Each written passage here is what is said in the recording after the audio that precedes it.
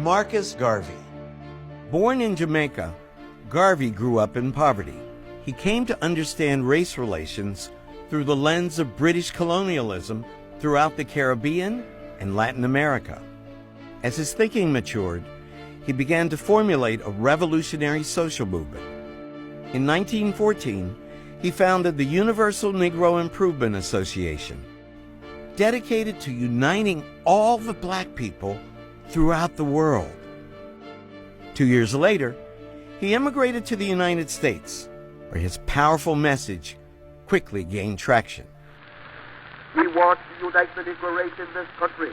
We want every Negro to work for one common object, that of building a nation of his own on the great continent of Africa, for the purpose of bettering our industrial, commercial, educational, social, and political conditions. Around the same time that movies like Birth of a Nation are showing extraordinarily racist depictions of African Americans as monsters.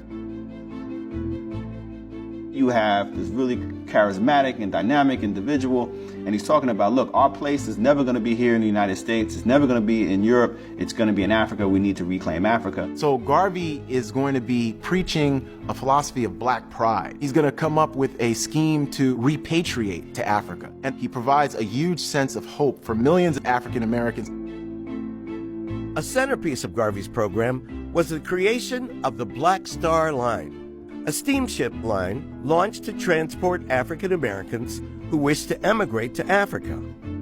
The Black Star Line is this idea that Garvey can buy ships through the support of local African American people, sending in money so you can have a share in the Black Star Line. And these ships were going to take thousands of people back to Africa, to the colony that Garvey was going to establish.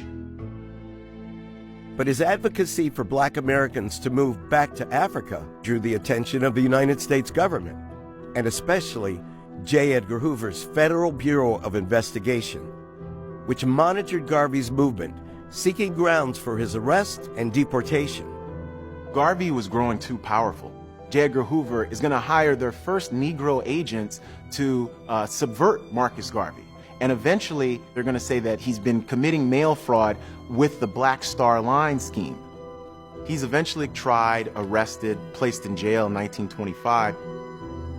He's deported in 1927, and he's never allowed to return to the United States. He dies in London in 1940.